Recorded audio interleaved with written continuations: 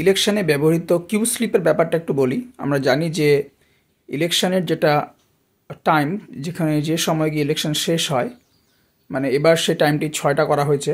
তো 6টা বাজতে 15 মিনিট আগে, মানে 5টা 45 মিনিটে বাইরে গিয়ে প্রিসাইডিং অফিসার ঘোষণা করবেন যে আর কি কেউ ভোট দিতে বাকি আছেন। যদি বাকি থাকেন তাহলে আপনারা লাইনে দাঁড়িয়ে যান। আর সেই সময় কিউ স্লিপ ইস্যু করতে হয়। যতজন ভোটার সেই সময় লাইনে দাঁড়িয়ে থাকে তাদের একদম শেষ থেকে, মানে শেষ ভোটার থেকে কিউ স্লিপগুলো ইস্যু করতে হয়, শেষ থেকে শুরু করে একদম সামনের ভোটার পর্যন্ত। আর এই কিউ স্লিপটা ইস্যু করার উদ্দেশ্য হলো যে ধরুন 6টার পরেও আপনার ভোট শেষ হচ্ছে না বা 4:45 বেজে যাচ্ছে, আপনি বুঝতে পারছেন আর 15 মিনিট রয়েছে, কিন্তু এখনও বহু ভোটার ভোট দিতে বাকি আছেন।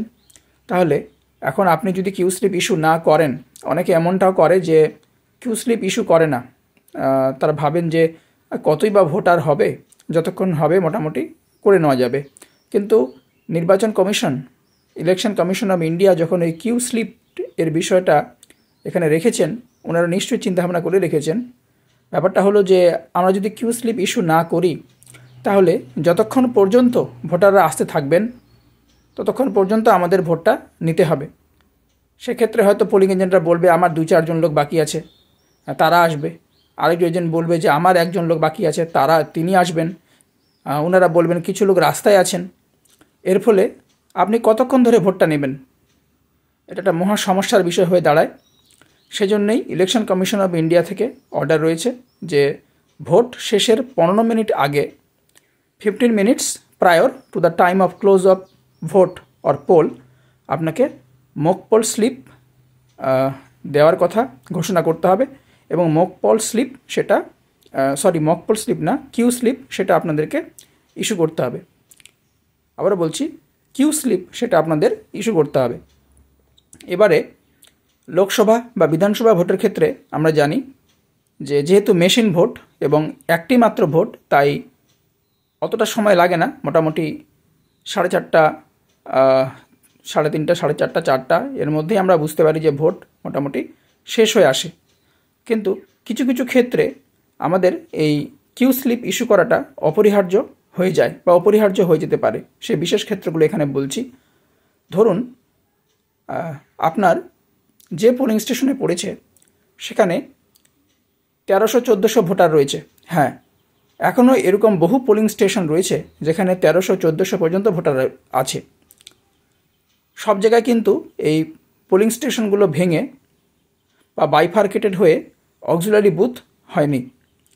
তো সেরকম একটা বুথে যদি আপনার ডিউটি পড়ে যায়, সেক্ষেত্রে কিন্তু 6টা বেজে গেলেও আমি দেখেছি বা আমার প্রিয়জন বা যারা বন্ধুবান্ধব বা কালিগরা রয়েছেন তাদের অভিজ্ঞতা থেকে জানতে পেরেছি যে 6টা বাজলেও তাদের কিন্তু ভোট কন্টিনিউ ছিল, কারণ তখনও বেশ কিছু ভোটার ভোট দিতে বাকি ছিলেন এবং তাদেরকে কিন্তু কিউ স্লিপ ইস্যু করতে হয়েছিল।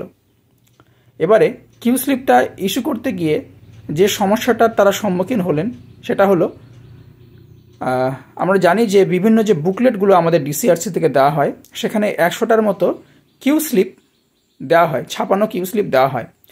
কিন্তু এবার আমি জানি না কী কারণে রায়গঞ্জ ডিসিআরসি থেকে কিউ স্লিপ কিন্তু দেওয়া হয়নি। অন্যান্য ডিসিআরসির কথা আমি বলতে পারছি না। তো অতীতের অভিজ্ঞতা থেকে এবং ইনাদের অভিজ্ঞতা থেকে আমি একটা কথাই বলতে চাই, আপনি আগাম জানেন না যে আপনার কোন পোলিং স্টেশনে ভোট পড়বে এবং সেখানে কত ভোটার রয়েছে। এবার যদি সেই পোলিং স্টেশনে ভোটার সংখ্যা 1000+ বা 1300+ হয়, সেক্ষেত্রে কিন্তু 6টার মধ্যে ভোট যদি শেষ না হয় আর আপনার কাছে যদি কিউ স্লিপ না থাকে বা যেটুকু কিউ স্লিপ আপনাকে দিয়েছে আপনি যদি সেটাও ইস্যু না করেন, তাহলে কিন্তু আপনি ভোট শেষ করার ক্ষেত্রে ঝামেলায় পড়বেন। এবারে আরেকটা বিশেষ ব্যতিক্রমী পরিস্থিতির কথা বলি। আমার পরিচিত একজন মাস্টারমশাই, তার ভোটার সংখ্যা বেশি ছিল না, মোটামুটি 800-র মতো ভোটার ছিল।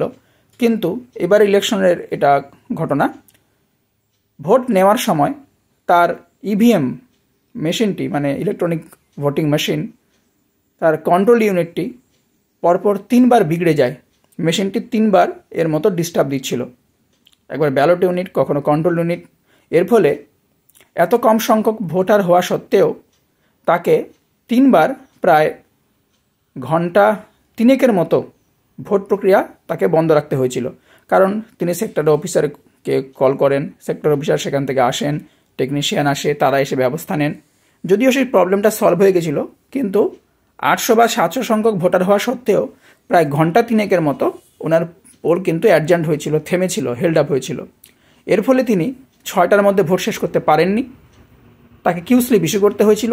আর সমস্যা হয়েছিল কি, যে কিউ স্লিপ যেহেতু ডিসিআরসি থেকে দেওয়া হয়নি, সেই সময় ওই আরও প্রায় 200-300 কিউ স্লিপ তৈরি করা, এটা কিন্তু ভীষণ চ্যালেঞ্জিং, একটা ডিফিকাল্ট একটা ওয়ার্ক হয়ে দাঁড়াবে।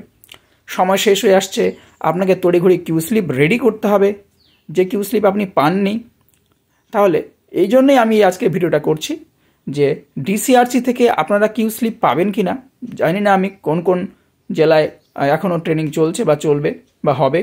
তো পরবর্তীতে আপনারা যখন ট্রেনিংয়ে যাবেন, আপনারা শুনে নেবেন যে আপনাদের কিউ স্লিপ বুকলেটে থাকবে কি না, থাকলেও কতগুলি কিউ স্লিপ দেওয়া হবে।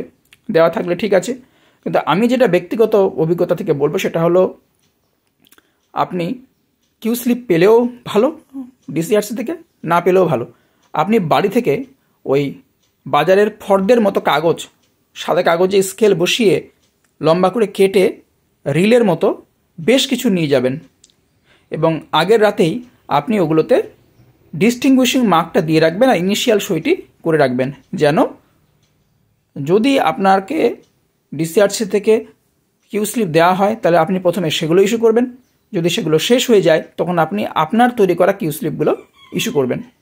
এবার যে কিউ স্লিপগুলো আপনাকে ডিসিআরসি থেকে দেওয়া হবে সেগুলোতেও আপনাকে ডিস্টিংগুইশিং মার্ক দিতে হবে, পোলিং স্টেশন নাম্বারের নেম লিখতে হবে এবং সিগনেচার করতে হবে। আর আপনি বাড়ি থেকে রিলের আকারে যে কাগজগুলো কেটে নিয়ে যাচ্ছেন সেগুলোতে আপনি ডিস্টিংগুইশিং মার্কটা দেবেন এবং সিগনেচার করবেন।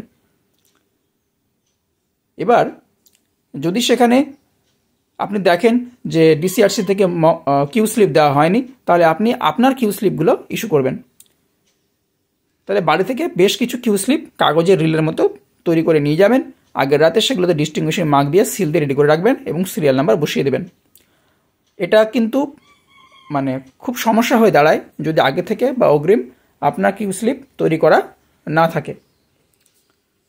আমি আমার পঞ্চায়েত ইলেকশনের অভিজ্ঞতা থেকে বলবো, 2টো পঞ্চায়েত ইলেকশন এর ক্ষেত্রে 3টি পঞ্চায়েত ইলেকশন এই পর্যন্ত আমি করেছি। পঞ্চায়েত ইলেকশনের সংখ্যা মোট 3টি যেটা আমি করেছি, এবং প্রত্যেকটাতেই 1300-1400 করে ভোটার ছিল, 1300+ ভোটার ছিল, এবং প্রত্যেকটাতেই আমি কিন্তু বাড়ি থেকে কিউ স্লিপ রেডি করে নিয়ে যেতাম।